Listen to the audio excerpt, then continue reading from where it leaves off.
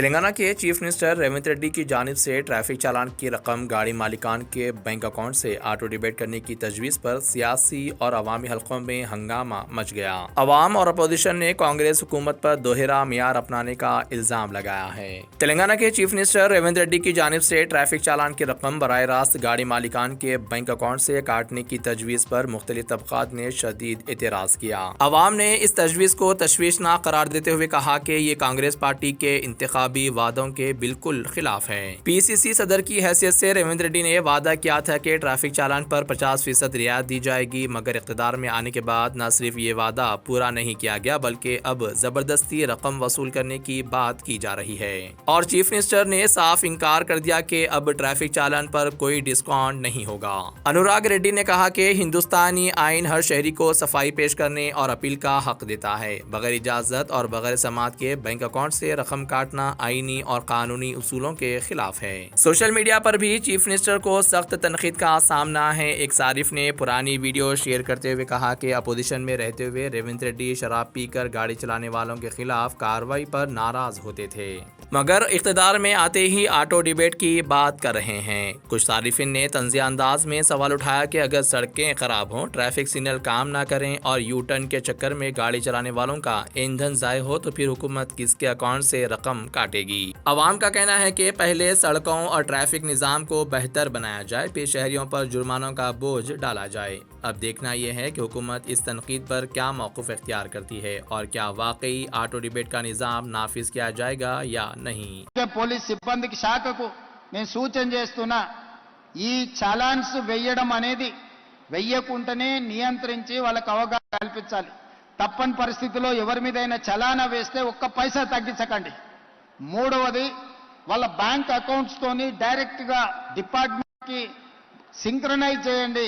ఎప్పుడు చలానా పడితే ఆటోమేటిక్ గా వాళ్ళ అకౌంట్ లోకి వెళ్ళి డిడక్ట్ అయ్యి పోయే విధంగా ఈ రోజు బండి రిజిస్ట్రేషన్ కు వచ్చినప్పుడే ఆ బండి యజమాని యొక్క ఖాతాను మీరు తీసుకోండి. బ్యాంక్ అకౌంట్ను అటాచ్ చేయండి. ఏ బండి అయితే స్పీడింగ్ చేస్తుందో, ఏ బండి అయితే సిగ్నల్ జంప్ చేస్తుందో, ఏ బండికి అయితే చలానా పడుతుందో ఆటోమేటిక్గా ఆ యజమాని అకౌంట్లో నుంచి నగదులు బదిలీ అయ్యే విధంగా మీరు ఈరోజు టెక్నాలజీని వాడుకోండి. బ్యాంకులను కూడా సమన్వయం చేసుకోండి. లేకపోతే ఈ ప్రమాదాలను నియంత్రించడం కష్టమవుతుంది. ఇలాంటి ప్రమాదాలకు పాల్పడే వాళ్ళ పట్ల కఠినంగా వ్యవహరించాలి. పిల్లలకు వాహనాలు ఇచ్చి ప్రమాదాలకు కారణమైతే వాహన యజమాని మీద కూడా కేసులు కట్టాలి. అప్పుడే చిన్నపిల్లలకు అందుబాటులో వాహనాలు పెట్టడం మానేస్తారు. సరిహద్దుల్లో యుద్ధంలో చనిపోయే సైనికుల కంటే ఎక్కువ ఈరోజు రోడ్డు ప్రమాదాలలో చనిపోతున్నారు. మా సహచర మంత్రివర్గ మిత్రులు కోమటిరెడ్డి వెంకటరెడ్డి గారి కుమారుడు రోడ్డు ప్రమాదంలో చనిపోయి ఈ రోజుకి కోమటిరెడ్డి వెంకటరెడ్డి గారు ఆ దుఃఖం నుంచి తేరుకోలేకపోయిండు. మరొక మా సహచర మంత్రివర్గ సభ్యుడు India cricket captain Mohammed Azharuddin కొడుకు రోడ్ యాక్సిడెంట్ లో చనిపోయిండు. వారు కూడా ఈ రోజుకు ఆ దుఃఖం నుంచి తేరుకోలేదు.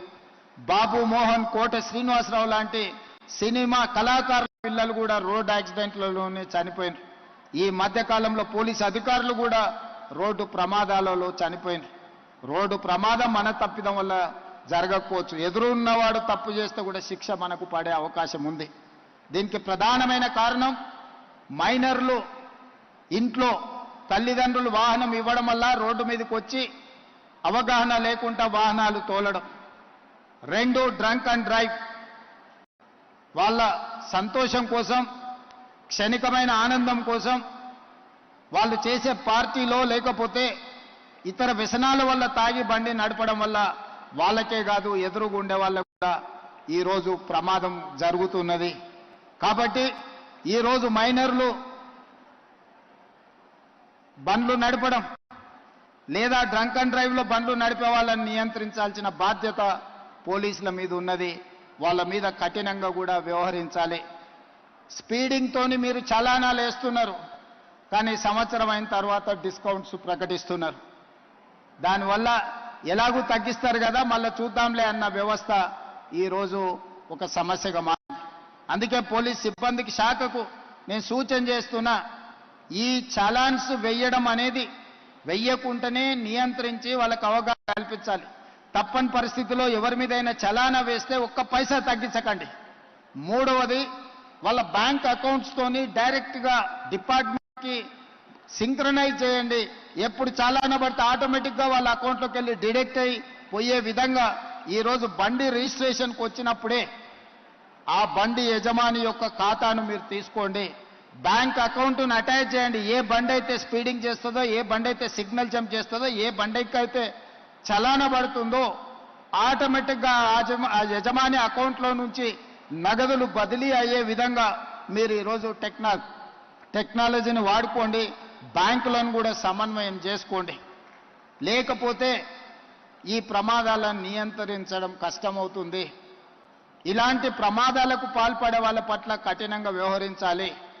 పిల్లలకు వాహనాలు ఇచ్చి ప్రమాదాలకు కారణమైతే వాహన యజమాని మీద కూడా కేసులు కట్టాలి. అప్పుడే చిన్నపిల్లలకు అందుబాటులో వాహనాలు పెట్టడం మానేస్తారు. मजीद खबरों के लिए हमारे चैनल मुंसिफ न्यूज़ 24/7 को देखते रहिए। अगर वीडियो अच्छी लगी तो लाइक करें, शेयर करें और चैनल को सब्सक्राइब करें।